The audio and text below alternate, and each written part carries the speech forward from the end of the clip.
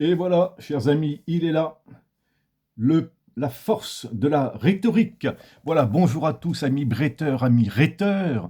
Petite vidéo d'auto-promotion, je suis désolé, pour vous dire que le petit bouquin, mon dernier bouquin, La force de la rhétorique, chez Ellipse, est paru il y a quelques heures. Il est à... Alors, fondamentalement, je pense que c'était un bouquin nécessaire pour expliquer très concrètement, pas à pas, ce qu'est la rhétorique, c'est-à-dire la technique et l'art dans les matières à débat qui permet de trouver et d'organiser, hiérarchiser, choisir, sélectionner les preuves logiques, avec ce qu'on appelle un syllogisme, en rhétorique un antimème. Antimème en grec, ça veut dire ce qu'on a dans la tête, et donc ça signifie que ce qu'on a dans la tête, c'est pas la peine de le dire. Donc il y a soit la majeure, soit la mineure, soit la conclusion qui est absente.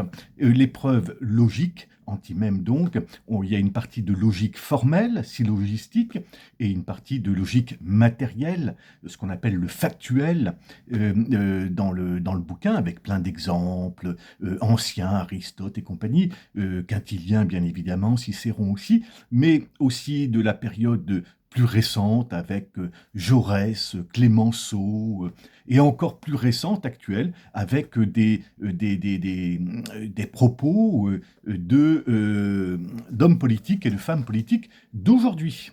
Voilà. Donc, l'épreuve logique et psychologique, c'est-à-dire ce que l'on appelle habituellement l'éthos, c'est que je préfère nommer la preuve de légitimité de l'orateur, et bien évidemment la plus importante de toutes, la preuve qu'on appelle pathos pathétique, de pathos la souffrance, au sens grec, souffrez madame ou souffrez monsieur que j'invite votre fille à danser, qui est la prédisposition psychologique dans laquelle je mets l'auditoire. Si je fais la tête, tandis que si je souris, ah ah, sympa. Vous voyez, c'est ça le truc. Et la jeune fille qui va se marier s'habille en blanc, donc il n'y a pas de manipulation, à savoir se présenter. On n'a qu'une seule occasion de faire une première impression, comme l'on apprend au plan basique en communication. Donc c'est la technique et l'art dans les matières à débat, c'est-à-dire 90% de l'agir humain, de trouver et de sélectionner, hiérarchiser les preuves logiques et psychologiques qui vont permettre de tenter de convaincre. Convaincre, je le rappelle, c'est vaincre avec, de convaincre l'auditoire, donc avec et non pas contre l'auditoire. On ne lui impose rien, on réveille en lui un certain nombre de choses, de tenter de convaincre l'auditoire, quand on est dans la technique, que le moyen que je propose, envoyer des soldats français en Ukraine, ne pas en envoyer selon telles conditions, est le meilleur moyen pour atteindre, développer, conserver le bien commun. Et puis dans l'art, c'est l'application de cette technique, de ce mode d'emploi, parce que Thomas Grimaud, La force de la rhétorique, Ellipse, c'est un mode d'emploi concret. Dans l'art, on va appliquer cette technique à cet auditoire précis, dans ces circonstances précises. Voilà tout simplement, tout bêtement, ce qu'est la rhétorique, qui a été enseignée aux élites pendant 25 siècles, depuis Aristote. Voilà, donc on peut se le procurer directement par mois, il faut m'envoyer un petit message en messagerie privée, et ça sera 25 €, frais de port inclus, et ça, vous aurez le droit à une belle dédicace de ma petite plume, ou alors vous allez dans n'importe quelle librairie, ou sur le net, vous pouvez aussi l'acheter, je crois que c'est 22 ou 23 €, je ne me souviens plus.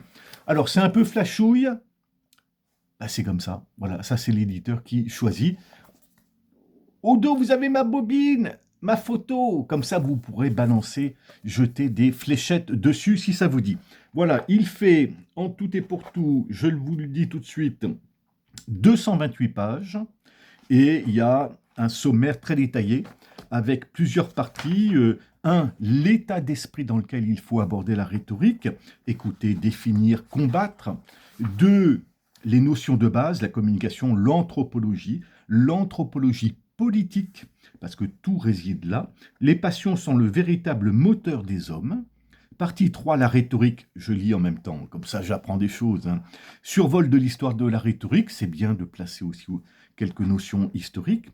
Une définition plus adaptée à notre époque, c'est celle que je donne aux étudiants. D'autres aspects de la rhétorique, tous les sujets se résument en 5 thèmes. Import, export, la défense des frontières, pour mes étudiants, tout ça, vous savez, mais ici tout est carré. Partie 4, les grands principes de la rhétorique.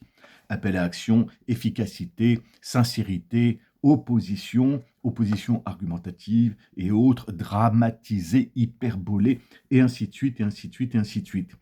La partie 5, l'auditoire, parce que c'est l'auditoire que je veux tenter de convaincre. Donc l'auditoire est la matrice du discours. Qui est-il? Comment trouver une doxa ou ce que j'appelle un exemple? Voilà. La partie 6, la preuve extra-technique. 2 types de preuves, extra et technique. Travail pour chercher les preuves extra. La partie 7, les preuves techniques.